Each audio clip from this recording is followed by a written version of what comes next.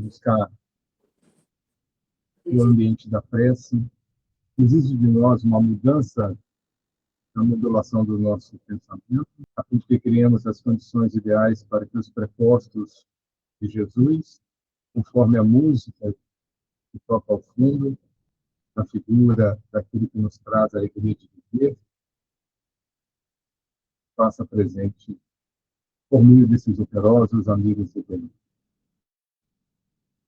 Senhor, nos unimos uma vez mais para dar continuidade a esse estudo que muito tem contribuído para nós, para que obtenhamos a melhor compreensão acerca dos teus ensinos, por meio da análise de casos dolorosos iniciados por irmãos nossos, e quem sabe por nós mesmos, em algum momento de nossas vidas, instrumentalizando-nos a fim de que possamos melhor servir a tua causa. Aproxima-te de nós, protege os nossos lares, onde quer que estejamos. Senhor, inspirando-nos. Estava, antes de começar, fazendo uma leitura de na verdade, estava ouvindo uma fala de um neurologista a respeito dos estudos que ele passou a realizar a partir do momento em que, em suas pesquisas, ele passa a fazer um acompanhamento do funcionamento das redes neurais, juntamente com o fluxo sanguíneo por meio de determinadas áreas funcionais do cérebro. Então, ao estimular o campo da visão, como a maioria de nós já ouviu falar, a área occipital, ela ficava mais irrigada. Ao estimular a audição, a área temporal, ela ficava igualmente mais irrigada. Quando, recuperando informações da memória, a área central do cérebro, que envolve o hipocampo, uma área chamada círculo, o símbolo circular, não está na memória. Também, da mesma forma, ela tinha uma irrigação sanguínea, mas ele ficou, de certa forma, impressionado quando comentaram para ele de fazer um teste com as pessoas que fizessem uso da oração. E quando o indivíduo faz o uso da oração, e aí é aquele conceito de oração segundo a doutrina espírita, com seus 3 movimentos, e por isso que a gente fala por vezes acho que até uma maneira mecanicista ou ritualística, levemos o nosso pensamento, a gente não faz uma análise profunda do que seria isso, né? Levar o nosso pensamento, deslocar a atenção do aqui e agora para algo mais transcendente. Só que quando eu desloco a atenção para algo que é mais importante do que o momento, esse momento material, ou seja, a expressão material da vida, e eu vou exigir, isso chama-se concentração. A atenção é o estágio antecedente da concentração. Então, eu faço um movimento nas minhas redes neurais que estão dentro da área do córtex pré-frontal, e essa área ela aumenta em torno de 7 mililitros o fluxo de sangue. Quanto mais sangue em uma área, mais combustível. Então, nós estamos, durante a oração, desenvolvendo o córtex pré-frontal, que é a área do cérebro que nos permite elaborar os raciocínios mais estruturados.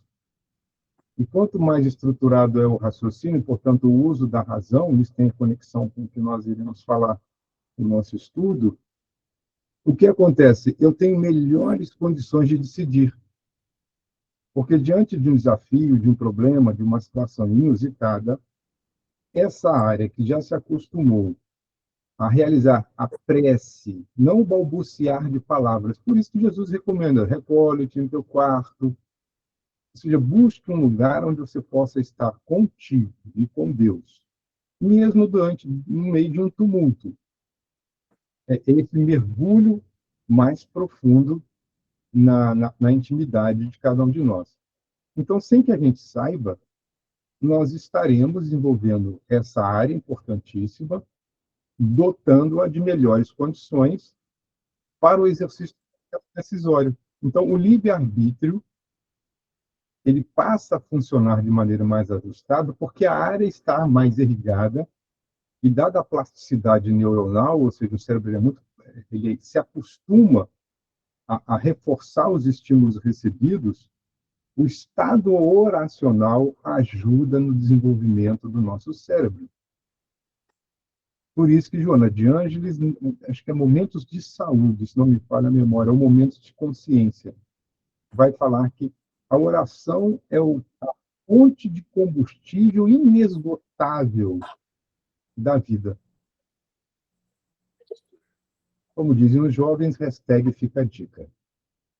Mas vamos ao que nos interessa, é o nosso estudo, embora isso também interesse, mas vamos lá para o estudo desta manhã, ou daqueles que o farão em momento posterior, lembrando a todos que já está disponível no grupo o material de apoio, tá?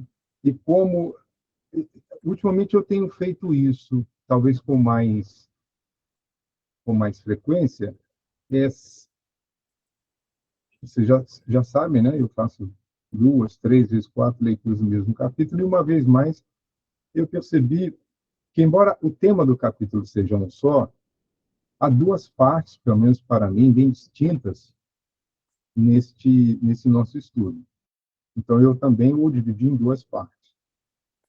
A primeira parte, uma análise do processo ou do estado de Julinda pós-aborto, e depois, a segunda parte, onde nós estudaremos as questões mais relacionadas a essa programática reencarnacionista, ou para programação reencarnatória. É interessante observarmos que André Luiz também vai trazer, acho que é Missionários da Luz, por favor, me recuperem a memória de qual teria sido a obra, acho que é essa mesmo, a reencarnação de Sigismundo, né? Embora isso não seja um modelo, como a coisa acontece nas particularidades, de forma geral, a gente vai perceber que cada processo reencarnatório, quando existe um momento existencial favorável a um processo de despertar da consciência, há todo um investimento, há todo um investimento, uma preparação para que isso ocorra. Infelizmente, a nossa sociedade, ainda muito materialista, né, até mesmo nas suas expressões religiosas, parece-me que não dá a devida atenção a esse fato. Mas eu gostaria de fazer um desafio para todos.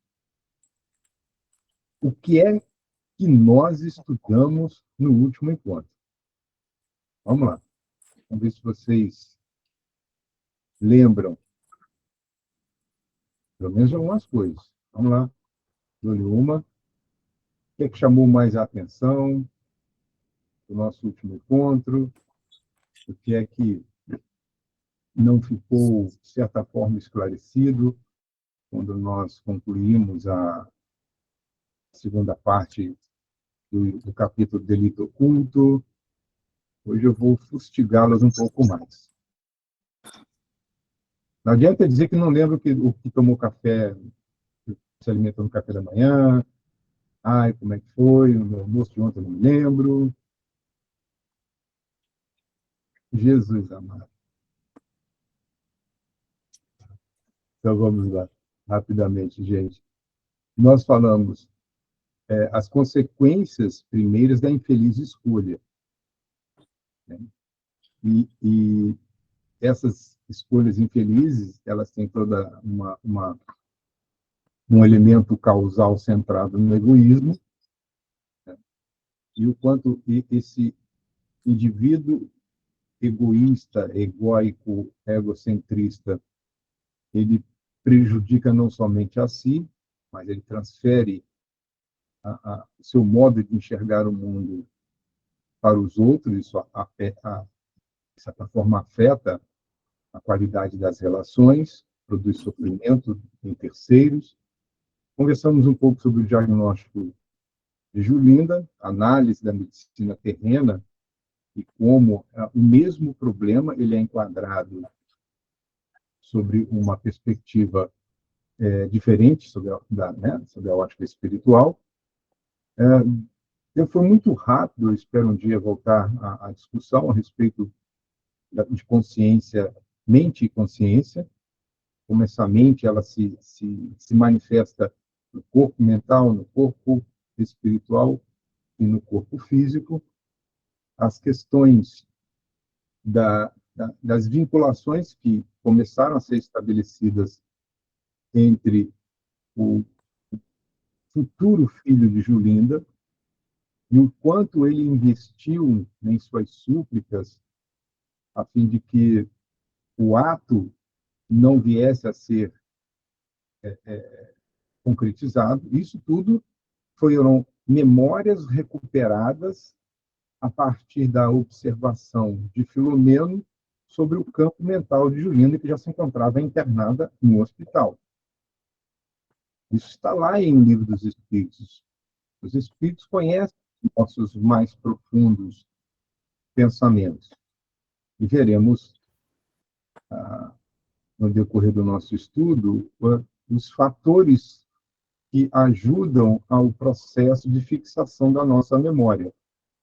Então, como foi um evento traumático, isso estava ali na forma de clichê, retroalimentado pela culpa, e na medida em que Filomeno vai aguçando a sua atenção, os painéis eram como que projetados, imaginemos que estejamos olhando para alguém, e isso hoje é muito usual nas redes de troca de mensagens, a imagem de uma pessoa e daqui a pouco parece um balão, né, de diálogo, uma caixa de diálogo em cima, e começam as pessoas em filmes, em desenhos, colocar o texto relativo ao que se está pensando. Embora num desenho ou num filme, isso é mais ou menos o que acontece. A pessoa está pensando, nós não estamos vendo o pensamento, mas ele está ali presente em forma de texto, em forma de imagem, a depender da intensidade dessa elaboração. Depois, nós vamos perceber a cisão que ocorre no casamento, tendo em vista essa diferença de entendimento a respeito de vir a ter um filho, a recusa de Julinda, o seu esposo ansiando, e no momento seguinte, os clichês mentais advindos do pedido de socorro do futuro filho em relação à intenção de sua planejada existência. O encontro em sonhos para programar esse retorno, a recusa, o desgaste emocional vivido por Julinda. Depois nós falamos, ficou muito claro que por inúmeras vezes, depois em sonho novamente, na sala de espera do ambiente onde foi praticado o aborto. Então, ocorreu toda uma série de sinais, de sinalizações que chama-nos a atenção, porque esses sinais que nos chegam pela inspiração ou por pessoas estranhas naquele momento são todos sinalizadores de uma interferência divina a fim de nos chamar a atenção para que o ato em si, seja ele qual for, ele não venha a ser cometido. Então, esse foi o resumo bem rápido do nosso último encontro, quando concluímos o capítulo de Delito Oculto. Hoje, como já disse, nós vamos fazer algumas reflexões após aquele momento em que ela realmente escolhe. E ela já sai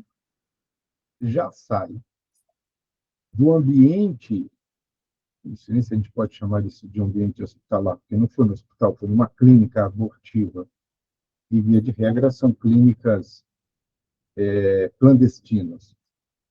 São clínicas clandestinas. Então, ela já sai daquele ambiente tomada de um certo desconforto, como que a sinalizar algo que não deveria ter sido feito. Bem, tomada a decisão, realizado o ato indevido, que macula a consciência, não é o caso de nós aqui detalharmos, mas todos já tivemos oportunidade, em algum momento dos nossos estudos, de assistir a vídeos que retratam a violência que é o aborto quando praticado de uma maneira criminosa, uma vez que há condicionantes no próprio Livro dos Espíritos que faculta a mãe a decisão com base em critérios médicos bem, vamos dizer assim, esclarecidos.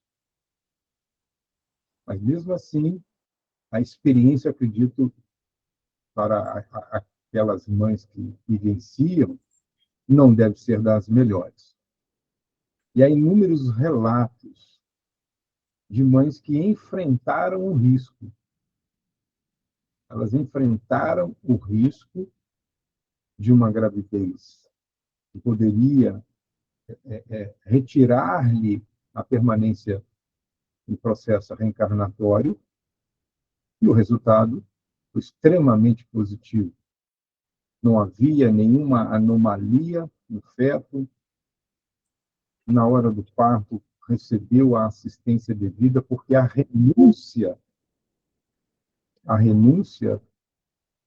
à própria vida da mãe fez com que ela, nesses casos, angariasse créditos.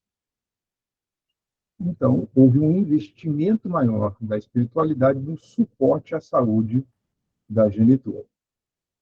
Então, esse caso de aborto, como todos os abortos criminosos, clandestinos, é uma rede de assassinatos.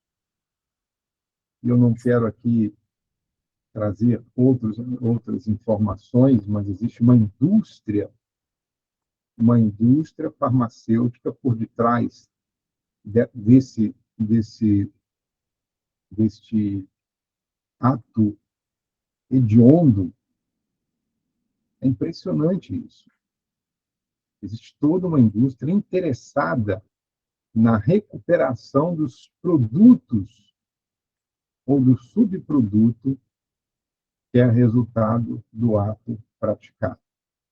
Afora isso, a violência com que este ato é praticado fez com que a vítima, que ainda neste capítulo nós teremos o seu nome revelado, a vítima ficasse. É isso aí, Glécia. Não somente a indústria farmacêutica, mas há profissionais também que vivem e responderão todos às suas escolhas.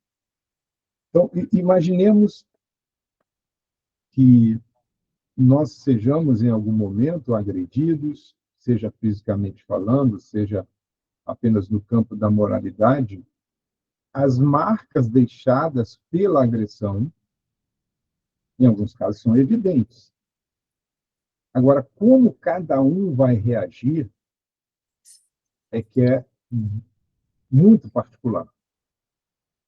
Neste caso, em decorrência das inúmeras súplicas que ele fez, ele sabia da necessidade de reencarnar para iniciar o seu processo de recuperação com a sua mãe criminosa, como ele foi expulso violentamente, você desestrutura a forma material, mas não consegue realizar uma intervenção no campo do corpo espiritual, onde a energética do reencarnante e daquela que será o instrumento de abrigo, esse vínculo permanece.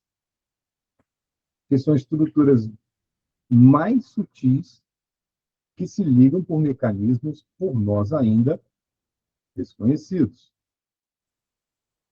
Então, aquela forma extraída, o ato não correspondeu ao vínculo estabelecido energeticamente entre ambos.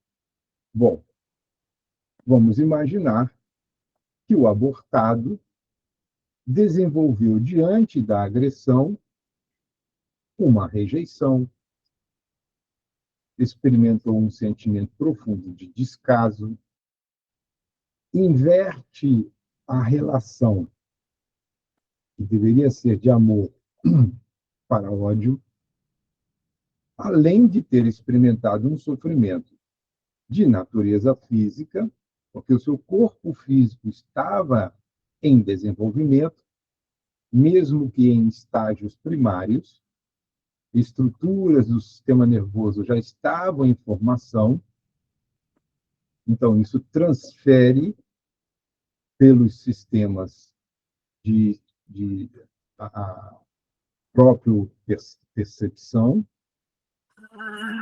essas dores, essas disfunções para o organismo perispiritual. E um sofrimento moral intenso, porque ele foi interditado o acesso à sua renovação. Então, é uma experiência profundamente dolorosa para esse espírito. Profundamente dolorosa. Esse é o quadro que se desenha no campo mental da vítima. Bom, se esse campo mental da vítima está repleto dessas experiências ou desses conteúdos, uma vez que ele continuava ligado à estrutura da mãe, ora, uma mente passa a atuar sobre a outra mente. Pelo menos chama isso de incidência telepática. É a mesma coisa que nós usássemos a palavra de indução obsessiva. Porque induzir é fazer com que outrem haja conforme o nosso desejo, ou indução ou induzir significa transferir as qualidades de um objeto para outrem. Por exemplo, indução magnética. Eu pego um ímã, aproximo do ímã um objeto metálico. Esse objeto metálico não é um ímã, mas pela proximidade do campo magnético, ele passa agora a receber as propriedades do ímã e, uma vez afastado, durante um período de tempo, mesmo distante, ele funciona à semelhança de um ímã. É por isso que, quando nós estamos usando uma chave de fenda, muitas das vezes, por aproximação de um objeto com um campo eletromagnético, a gente vai pegar um parafuso, encosta a chave de fenda no parafuso e está lá o parafuso pendurado na chave de fenda. A gente olha que lindo. Não, isso é um fenômeno físico. Então, essa incidência telepática, essa indução obsessiva, vai transferindo as propriedades de rejeição, de descaso, de ódio, de sofrimento para aquela que deu causa a tudo isso.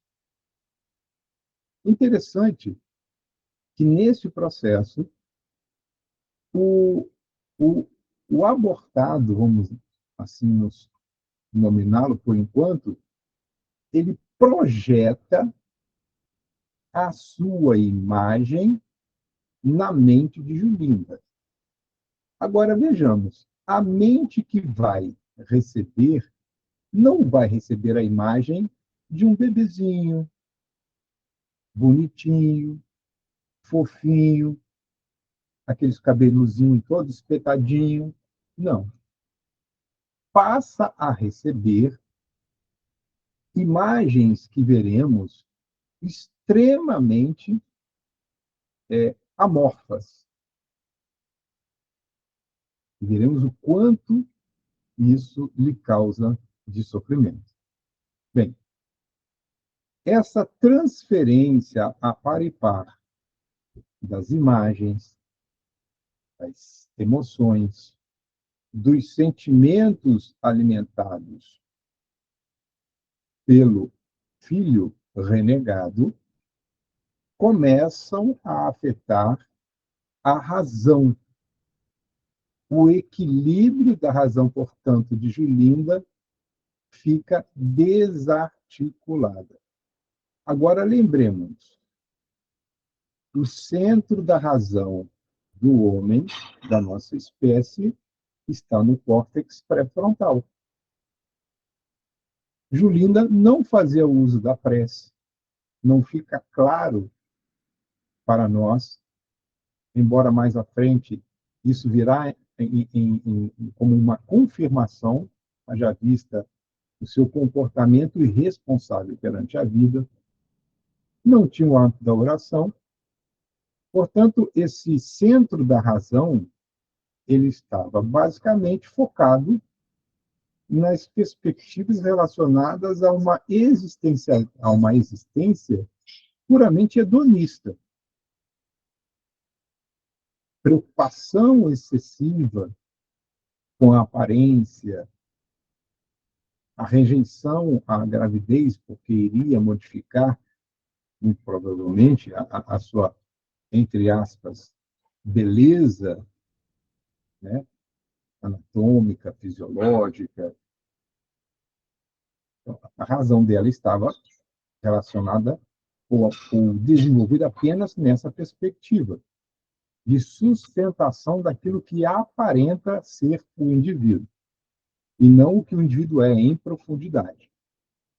Então, facilmente, essa área começa a desarticular. Lembremos que o córtex pré-frontal é responsável pelas as funções operativas da mente. O raciocínio lógico, os processos decisórios, os controles que, juntamente com outras áreas, exercem sobre os estímulos. Se eu não tiver uma área desenvolvida, eu tenderei a deixar com que o meu instinto fale mais alto. Então, vejam a importância da oração em nossas vidas. A oração, como um hábito, ela é preventiva para a alma. Cria obstáculos ao acesso desses espíritos.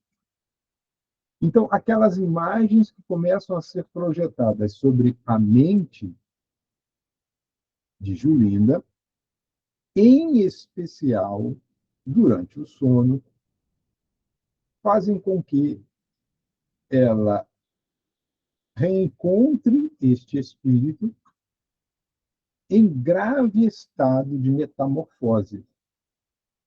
Então, ele aparecia ali íntegro, não numa aparência de um bebê, e lentamente aquela aparência ela era descontinuada, desintegrada, para depois ressurgir de uma forma totalmente pavorosa.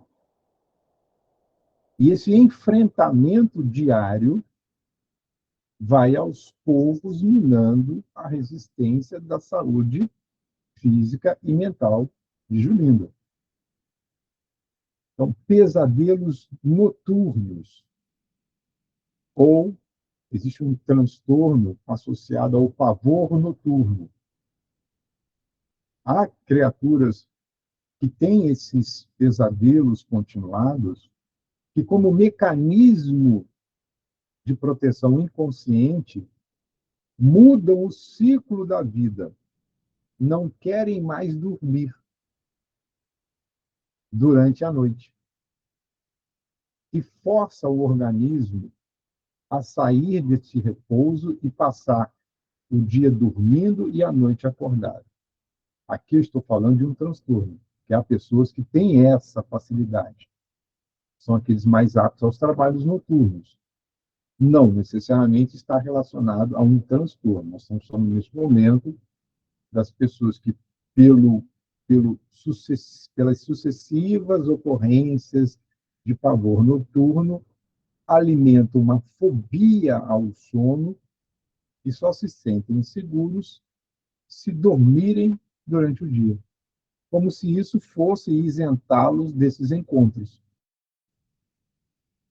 Vejam ao que pode ser arrojado uma pessoa, a que pode ser arrojado uma pessoa, quando em um processo obsessivo dessa natureza. Aqueles que são atendentes fraternos podem acompanhar ou já terem recebido relatos de pessoas nesse nível de dificuldade. E quando eu não tenho o meu repouso adequado, e aí nós temos termos de tempo, isso é relativo, tem pessoas que dormem 5 horas por noite, por dia, e isso é suficiente para que acordem bem dispostas. Outras precisam de 6, 7, 8 horas é o tempo ideal de repouso.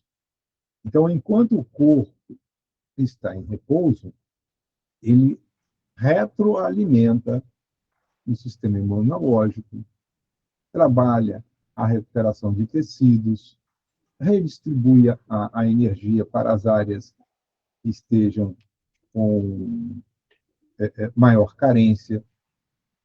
Agora, imagine que você tem um corpo necessitado de repouso e o espírito perturbado. O que nós vamos encontrar no Livro dos Espíritos? Nessas experiências, Kardec apresenta uma comparação bem interessante. É uma pipa amarrada a um poste, essa pipa, se balançar muito, transfere a sua perturbação para o corpo físico. E o corpo físico vai sofrer as consequências. Então, o processo de recuperação de tecidos, de células, de sistemas, começa nessa linha do tempo a sofrer um grave prejuízo no seu processo de estabilização, de recuperação da saúde. Bem, com o passar do tempo, essa nossa paciente, ela mergulha numa fase de ensimesmamento, que a gente já viu isso em estudos anteriores. O ensimesmamento é o deslocamento do indivíduo das relações com o mundo exterior para este mundo interior, através de um pensamento único que passa a dominar o campo mental, a busca do entendimento do porquê sofre, em alguns casos, ou do porquê não. Não no sentido da busca do porquê para um processo de superação. As pessoas, por que eu? É como se deslocasse a visão do indivíduo apenas para uma questão de vítima. E a vitimização sem esforços para superar. Então, há uma luta interna no campo da mente intensa. A pessoa fica sem compreender o que está acontecendo, fica nessa perspectiva de, de tentar encontrar uma justificativa plausível para o estado que vive naquele momento existencial. Imagina a dor dessa criatura. Essas condições, portanto, são aquelas ideais para a manifestação da síndrome obsessiva. Porque a síndrome são sinais que surgem sinalizando o estado inicial da manifestação de uma doença ou de uma desarmonia de natureza qualquer.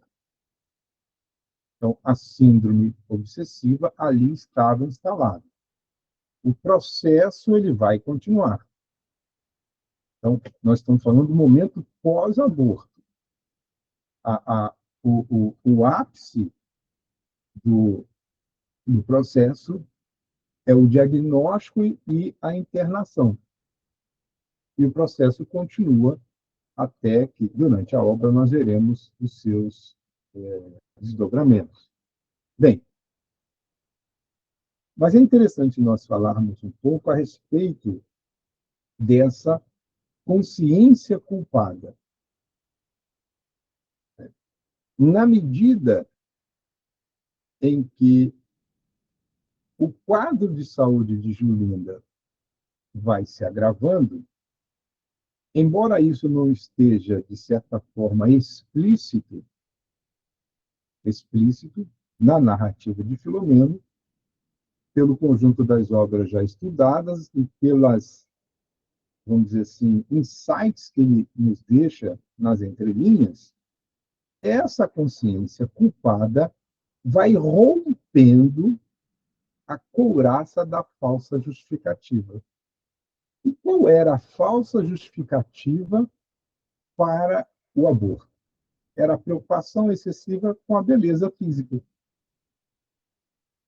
Isso é apenas o disfarce motivado pelo egoísmo e pelo medo inconsciente de receber aquele a quem ela um dia prejudicou. Os terapeutas, eles possuem, assim, pelo menos é o que eu tenho lido e ouvido conversando com os psicólogos que tem lá no local onde eu trabalho. Que a maioria dos pacientes, eles, quando estão chegando perto da causa do sofrimento, eles criam uma outra narrativa. Não querem tocar na ferida. E ficam, quando essa couraça da falsa justificativa ela é rompida, ele encerra o diálogo, volta para a vida, constrói uma outra camada. Por isso que, às vezes, o tratamento é de longo curso, porque o paciente não colabora. O medo do encontro com a verdade é muito doloroso. O indivíduo chegar e dizer para si mesmo: eu errei, eu sou o responsável, eu dei causa a tudo isso, é muito doloroso. E os psicólogos, como sabem que isso é doloroso, eles não aceleram o tratamento. Ele não está ali para julgar o paciente, ele não está ali para fazê-lo sofrer. Ele vai chegando no limite e vai apontando, olha, existe uma causa mais profunda. E essa causa mais profunda, ele ainda não está pronto para fazer o contato. Então não adianta forçar. E o que é que a natureza produz? A consciência culpada. Porque a consciência culpada é um movimento que independe da nossa vontade. Porque o ato praticado está lá na nossa memória. Está lá na nossa memória. Não tem como fugir disso. Então, a culpa ela é um mecanismo que surge independente da nossa vontade. Agora, por quanto tempo eu vou alimentar esta culpa aí é uma escolha do indivíduo. Eu posso assumir a culpa e fazer o movimento seguinte: responsabilidade. Então, eu errei, eu realmente sou o culpado, agora eu vou envidar esforços para reparar. Então, vejam que é um desafio muito grande. E quem tem pessoas do seu lado que ajudam o indivíduo nesse processo, mais fácil se torna a recuperação do infrator. Estamos ao vivo, viu, gente? Por isso que a dona Ana apareceu ao fundo aí. Então, depois da culpa, que não tem como, arranca, ela arranca, obrigado pela colaboração, ela arranca esse mecanismo de justificação falso, surgem da mesma forma os pródromos do arrependimento. Eu falei, puxa, Filomeno aprendeu bem com Joana de Ângeles. Vamos entender a palavra pródromos. É a mesma coisa. Enquanto a síndrome é um conjunto de sintomas que evidenciam um estado de alteração da saúde, é um conjunto de sintomas, de sinais que evidenciam o surgimento da saúde. Os pródromos são agora os sintomas, aparecem sintomas que podem indicar o início de uma doença. Exatamente isso, Edivaldo. A rede de apoio é importantíssima para que o indivíduo que caiu, ele se erga ou reerga. Às vezes podemos incorrer em sucessivos em eventos desastrosos. Bem, a consciência culpada não significa que o indivíduo está arrependido, mas sinaliza que, em dado momento, o arrependimento, ele inevitavelmente haverá de se manifestar. A gente vê isso nas nossas reuniões mediúnicas. O espírito ele chega com um profundo ódio em relação a uma situação ou a alguém, ele entende que há um evento que lhe levou àquele estado, mas ele não se arrepende no primeiro momento. E da outra parte está a sua suposta vítima, que também está sofrendo. Daí, a assistência ao encarnado e a assistência ao desencarnado ao mesmo tempo, não necessariamente no mesmo lugar, espaço físico falando, o encarnado recebendo os devidos suporte na casa espírita e de sua família, e o desencarnado, concomitantemente, sendo esclarecido nas reuniões mediúnicas. Aí sim, agora, os pródromos do arrependimento, a gente começa a perceber no discurso, no que ele está dizendo, nas aceitações que este espírito recebe, aceitação no sentido de compreensão da fala do dialogador. Ele vai dando sinais. Que sinais são esses que indicam a sua conversão?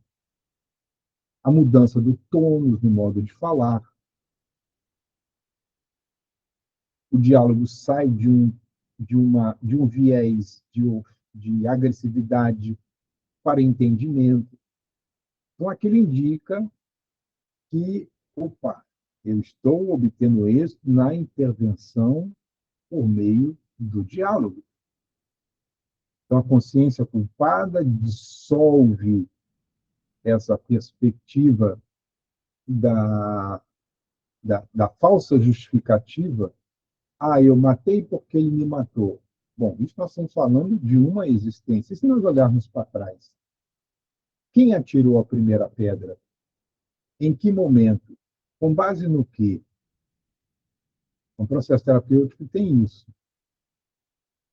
Só que, uma vez que a consciência de culpa ela se manifesta, embora ela seja a primeira ensancha para o arrependimento, da mesma forma ela conecta o culpado à sua vítima, ou o culpado ao fato. E a consciência de culpa é o fio mágico do intercâmbio mental. E essa fala de Filomeno eu achei fantástica. É o vínculo obrigatório. E este vínculo obrigatório, ele está alimentado ou motivado pelo desejo de vingança. E por que, que nós temos esse desejo de vingança, no caso específico, aquele que foi projetado para fora do útero materno, interrompido, portanto, seu processo obsessivo? Ele quer infringir ao outro o sofrimento que ele experimentou. Porque ele já também é um espírito pouco evoluído mentalmente, moralmente. Há relatos de espíritos submetidos a processos abortivos, quando possuidores de mérito, eles são deslocados previamente do ato. Então, antes, frações de minutos antes da materialização do aborto, esses espíritos que possuem mérito, eles são protegidos, embora o desconforto que experimentam seja uma decorrência natural da desvinculação.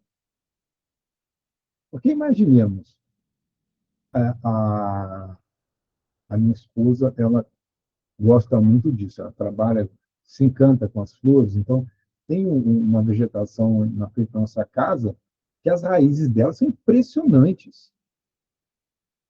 Elas saem com vários fios, é uma cabeleira imensa, e quando você puxa, ela rompe a terra, ela abre um buraco, granula bem a terra. Imaginemos que o processo de fecundação e o desenvolvimento do feto é como uma semente colocada em solo fértil.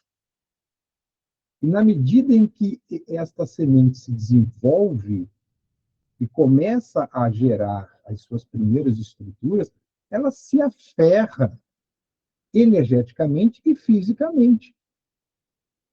Aí você vai e arranca. Isso vai produzir um desastre, energeticamente falando e fisicamente falando. Então, a gente precisa entender que não é algo tão simples como as pessoas querem fazer crer. Ai, meu corpo, minhas regras. É algo assim tão sem sentido para mim. É uma visão tão tacanha da humanidade, mas é a resultante do planeta em que vivemos. Porque nós também, por nossa vez, cometemos também alguns deslizes que nos trarão necessidade da devida reparação. Bom, então, esse fio mágico surge a partir da instalação da consciência culpada. E por mais que eu queira mascará-la, não vai dar certo. Toda vez que eu tento criar uma narrativa, tempos depois aquela narrativa se desconstrói. Então, ela está lá. Como é que a consciência de culpa se esvai? Quando eu concluo o processo. E o processo só é concluído depois do arrependimento sincero, está lá no livro O Céu e o Inferno, Código Penal da Vida Futura, né?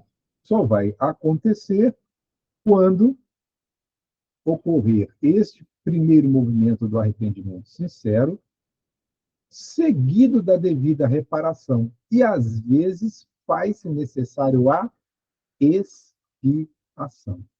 É o que nós vamos ver nessa linha da vida de Julinda. A relação de causa e efeito.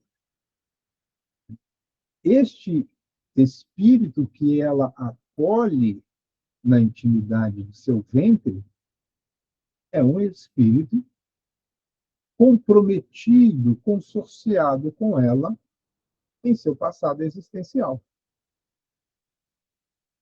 Então, não é obra do acaso. Não é uma gravidez, entre aspas, indesejada. Ela pode ser não desejada pelo casal, mas ela tem um planejamento de natureza espiritual. É isso que nós precisamos compreender. Por vezes, o que eu não desejo é a manifestação de uma vontade, não vou nem falar desejo, de uma vontade que transcende a nós. Essa é uma vontade chamada vontade divina. E a vontade divina, ela se manifesta por meio das suas leis. Se eu fiz o mal, eu preciso apagar este mal produzindo o bem. Então, essa gestação seria para a Julinda uma oportunidade de ajuda. Ela maculou a existência desse espírito no passado e agora ela tem a oportunidade de auxiliá-lo no processo de desenvolvimento. Mas, mais do que isso, o aperfeiçoamento dos sentimentos. É impressionante. Eu estava refletindo a respeito da maternidade. O espírito que reencarna na forma feminina e acolhe, exercendo, portanto, a maternidade, desenvolve um outro nível de manifestação do amor. Por isso que o espírito não tem sexo, como nós o compreendemos. Assumimos formas físicas para a manifestação da sexualidade. Quando essas personalidades elas se encaixam, tudo flui conforme o planejado. E o amor, e aqui não há nenhuma crítica, há nenhuma manifestação disso que hoje se entende como a expressão de gênero. Eu não quero nem entrar nesse detalhe. A ideologia de gênero, para mim, é uma falácia que criaram para justificar determinados comportamentos, na minha interpretação pessoal, não estão alinhados com o que os espíritos ensinam. Mas as expressões da homoafetividade, para mim, são perfeitamente normais. Perfeitamente normais. A paternidade também favorece o desenvolvimento do sentimento do amor. Mas por quê? Aí é uma interpretação pessoal, quero deixar aqui bem claro isso. Porque, para mim, a mulher, que ela gera, ela desenvolve mais? Porque o processo gestacional, ele vai além da simples, eu vou dizer, acolhimento de um corpo em formação. E para aqueles que entendem da imortalidade da alma, esse entendimento, poxa, está vindo um espírito, vai ficar na minha intimidade durante 9 meses, eu vou cuidar esse bichinho de orelha, ele vai ficar aqui, vai se desenvolver. Então, as relações afetivas, elas se ampliam. E o pai que vive esse processo a par e par com a mãe, tende a desenvolver os seus sentimentos muito próximos ao da mãe. Então, o olhar para a família com essa perspectiva da imortalidade da alma é um suporte para que nós realizemos um progresso de natureza intelecto moral. E ela perdeu essa oportunidade. Então, ela escolhe, por meio de uma falsa justificativa. E vejam que esse horror à maternidade, ela manifesta, inclusive, no mundo espiritual, quando ela tem a oportunidade de ter um encontro com o marido, com o que seria o seu filho, e um espírito elevado, que estava ali envidando os esforços necessários para que este crime não fosse cometido. O aborto, portanto, foi a negação da oportunidade. Negou a oportunidade e praticou um crime contra a vida. Bom, todo crime imediatamente impõe a aplicação de uma pena. Então, o efeito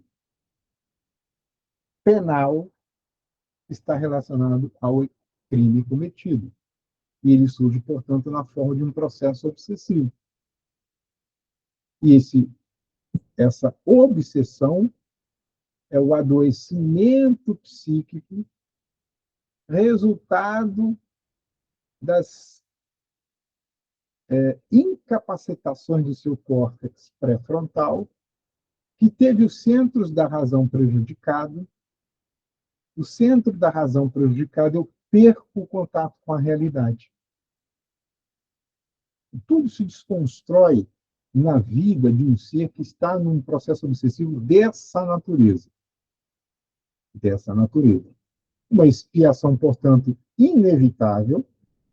E vejam, embora no capítulo 16, ou no item 16, do céu e inferno, já que citado, no Evangelho segundo o Espiritismo, nós vamos encontrar as causas atuais das aflições. Às vezes a expiação acontece ainda na existência, que o indivíduo está a realizar. Então, aquela perspectiva, o inferno é o sofrimento pós-morte. Não, às vezes o inferno é aquilo que eu passo a experimentar ainda em vida decorrente das minhas escolhas. Daí, inferno e o céu são estados mentais, estados conscienciais do indivíduo. Olha, vamos perceber. A expiação, neste caso, precede a reparação. Ela poderia ter reparado antes de expiar. E qual seria o momento da reparação? A gestação. Por que ela iria expiar depois? Porque o filho poderia ser um filho rebelde, avesso à mãe, um jovem transgressor, mais afinizado com o pai e com menos expressões de sentimento em relação à mãe. O convite dela era: repare por primeiro e, se necessário, expie depois. Ela escolheu fazer o contrário. Ela inverteu o processo. Ela interrompe, então a expiação vem pela obsessão. E a reparação é um componente futuro deste processo. Desta forma, era evidente que ela viesse a manifestar essa psicose maníaco-depressiva. Mas não tem uma causa orgânica, como sinaliza muitas das vezes a nossa ciência. Ela possui uma causa de natureza espiritual. Os sintomas são clássicos dessa psicose maníaco-depressiva. Mas a causa não está na hereditariedade, não está em um trauma físico, não está em um vírus, não está em uma bactéria, ou um evento sociológico traumatizante. Está numa escolha pautada em premissas totalmente equivocadas. A partir deste momento, Bezerra vai fazer algumas análises que o comportamento de Julinda, se ela tivesse dado à luz, muito se assemelha a algumas complicações psíquicas pós-parto. Eu trouxe aqui apenas para a maioria dos presentes são mulheres, e nós, homens, continuamos muito ainda afastados dos grupos de estudo. Então, a maioria daqui são mulheres.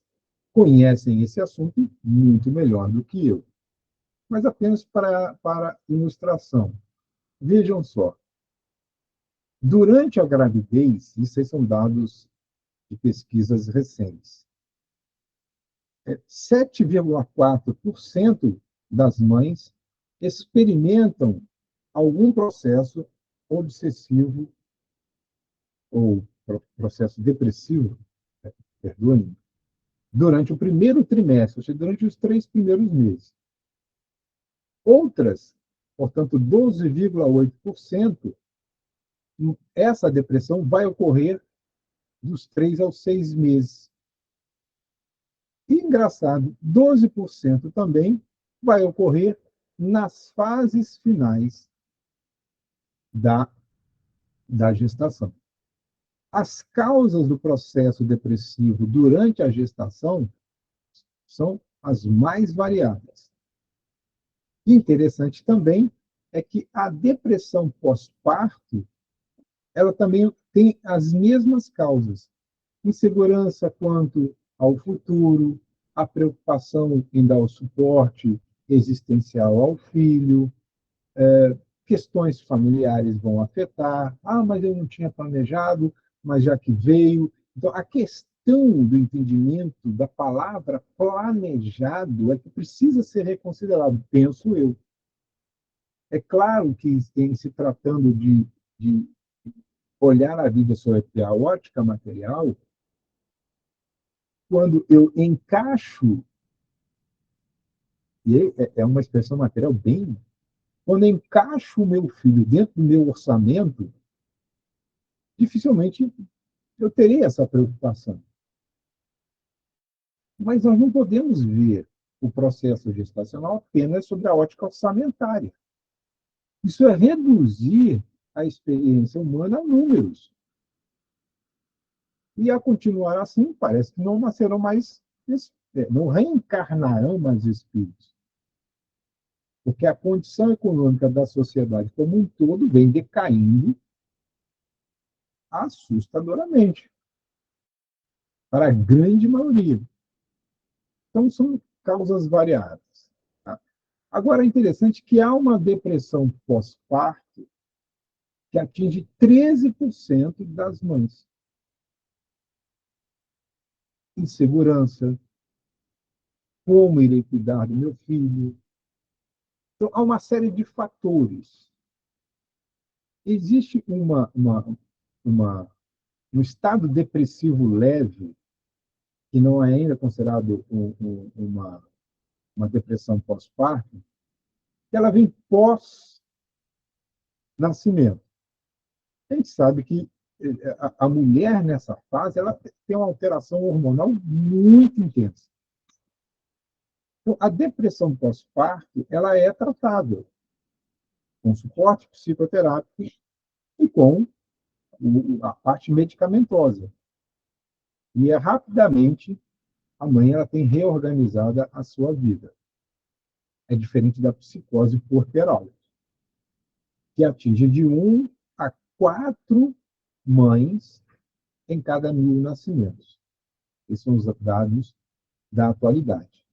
A psicose ela difere da depressão porque na psicose o grau de sofrimento psíquico e às vezes de aversão ao feto é tamanha que é preciso que seja afastado a criança porque a criança passa a correr risco de vida pela ausência de alimentação, por maus tratos, por negar o direito à vida. E muitas mães pegam o feto e colocam numa cesta de lixo. Ou não há uma psicose puerperal manifestada, mas há uma rejeição profunda. Então, descarta como se fosse exato, até o infanticídio. Essa colocou bem aqui no nosso chat. Mata-se a criança simplesmente por negar. Mas Bezerra de Menezes vai dizer o seguinte: em todo e qualquer caso, há sempre um espírito que é o agente causal do processo que experimenta. Seja ele um estado depressivo leve, uma depressão pós-parto ou uma psicose puerperal. É um espírito doente.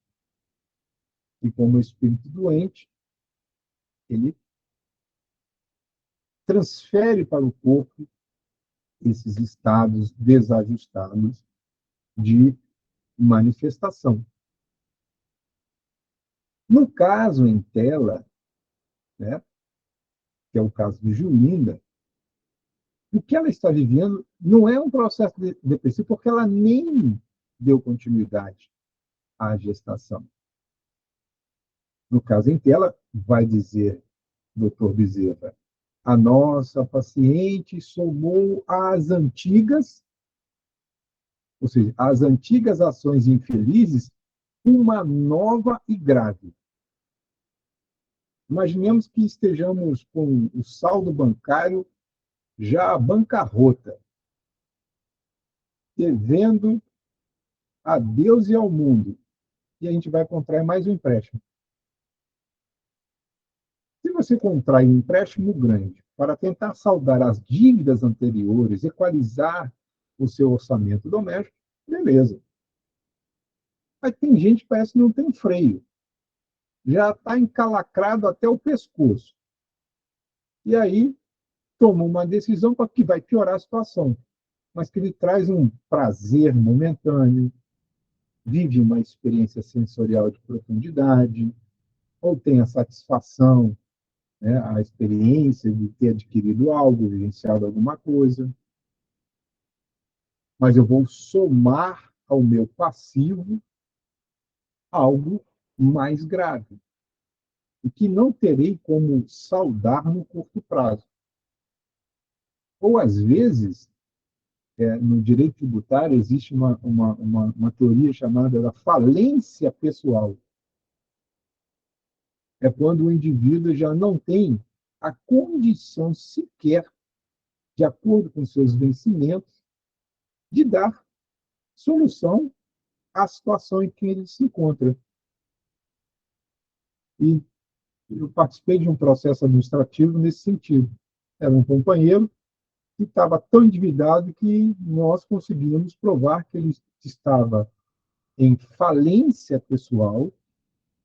A instituição nomeou um, um outro servidor que passou a administrar a vida financeira dele. Tudo, logicamente, com o viés da justiça. Porque ele se tornou incapaz de gerir a própria vida. Imagina que situação. Então, ela, Julinda, que já reencarna com processos graves de comprometimento com o passado, agora colocou mais um processo. E agora, que a jugular é uma estrutura que fixa algo à nossa cabeça, pelo menos na linguagem militar. Quando eu disse, a jugular do meu capacete, significa a estrutura que eu coloco para proteger a minha caixa craniana é fixada ao pescoço por uma jugular. Por quê? Aqui tem estruturas venosas que correspondem a essa nominativa. Então, isso fixa, isso liga uma coisa à outra. Então, essa vinculação obsessiva, esse processo doloroso, é um processo natural de reparação. Não há vítimas. Há pessoas envolvidas em processos dolorosos porque ela escolhe prejudicá-lo uma vez mais ao invés de ajudá-lo. Então, a gente pode fugir da justiça humana. Isso é notório. E quanto mais recursos dispomos, mais instrumentalizamos a justiça para criar óbices com a conivência da própria justiça. Então, a justiça humana ela é passível de ser manipulada, mas a justiça divina, não. Dessa nós não iremos fugir. Daí, quando os homens compreenderem que o amor é sempre mais benéfico para quem ama, muitos males desaparecerão da terra e a etiopatogenia de inúmeras enfermidades diluir-se-á, sustando-se a erupção delas. Ou seja, a etiopatogenia é a origem das doenças. Se a origem das doenças estão no espírito endividado, quando na face da terra não estiverem presentes espíritos endividados, ora, essas enfermidades, da mesma forma, não estarão presentes e não irão se manifestar. Por isso que no mundo de regeneração ainda teremos dores, ainda teremos sofrimentos, precisaremos de uma ciência cada vez mais avançada. E ontem eu assisti a um podcast de um médico baiano que está participando de um congresso internacional, acho que é na Flórida ou na Califórnia, agora eu não me recordo bem o local, sobre a inteligência artificial em processos cirúrgicos. Fantástico. A inteligência artificial, ela vem para ajudar o homem naquilo em que o homem não alcança com as suas habilidades. Não é para substituir o homem em tudo. Eu não tenho medo da inteligência artificial, eu tenho medo de quem a usa. Quem é que usa a inteligência artificial? Somos nós. O problema é que muitos de nós, porque estamos vivendo uma espécie de letargia cognitiva, uma preguiça mental impressionante. É impressionante o quanto de pessoas com preguiça de pensar. Ontem enviaram para mim duas mensagens. Uma falando mal da direita e a outra falando mal da esquerda. Como supostamente duas mensagens vindas do mundo espiritual. Eu falo, gente, vocês parem, pensem um pouquinho, pelo amor de Deus, leiam com atenção, estabeleçam as conexões lógicas das argumentações. Tem umas que têm, inclusive, datas. Façam uma análise dos eventos históricos que aconteceram nessas datas e verão que isso é um texto produzido por uma pessoa mal intencionada que quer gerar conflito entre pessoas que pensam diferente. Pensar diferente não mata ninguém, é até bom, até que um dia nós estejamos maduros o suficientes para pensarmos todos da mesma forma, ou com as nossas singularidades e os nossos pensamentos se completarem uns aos outros.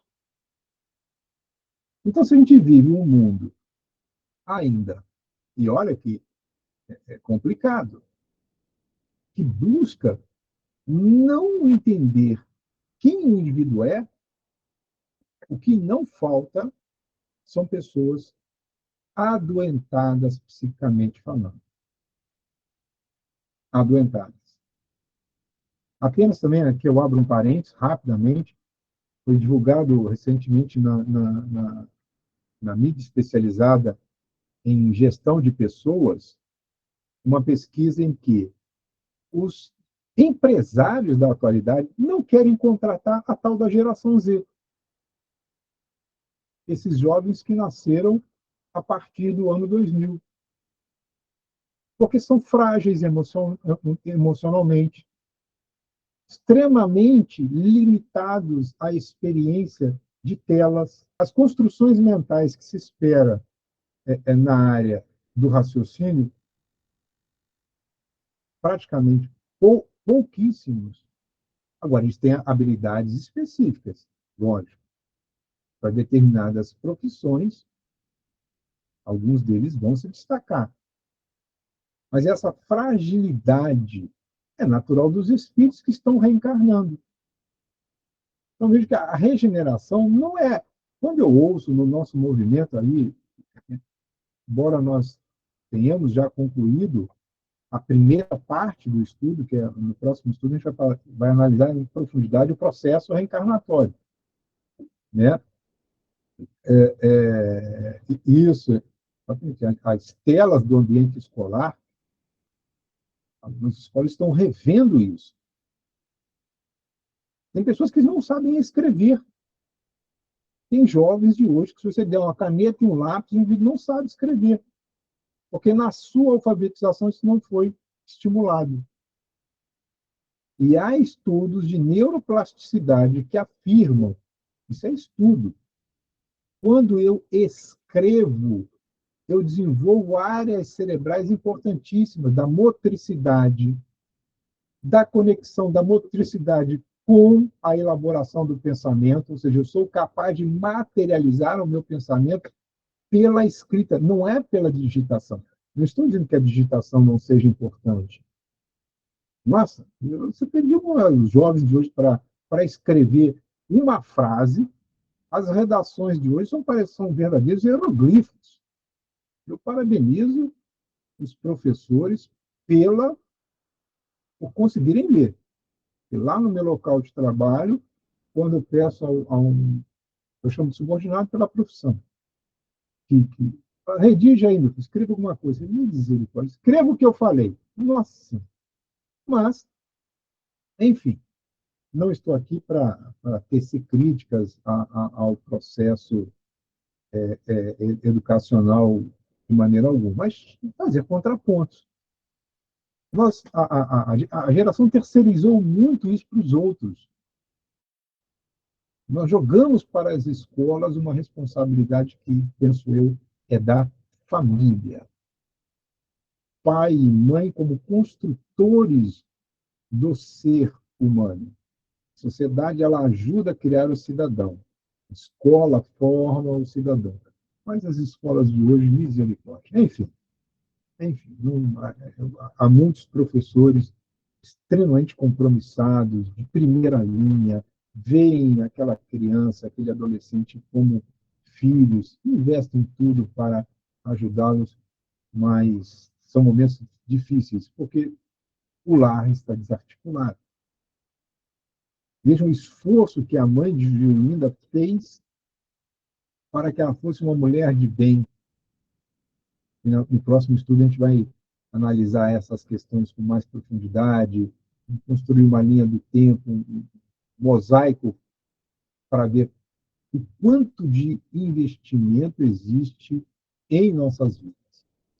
De minha parte, foram essas as considerações, embora eu sempre digo para vocês, né, eu não tenho pressa de terminar o estudo de nenhuma obra, mas sim da gente tentar sempre, né, aprofundar o máximo possível, de acordo com as nossas limitações, é lógico, para que de cada capítulo nós extraiamos a maior gama de informações que sirvam de amplificação do nosso saber.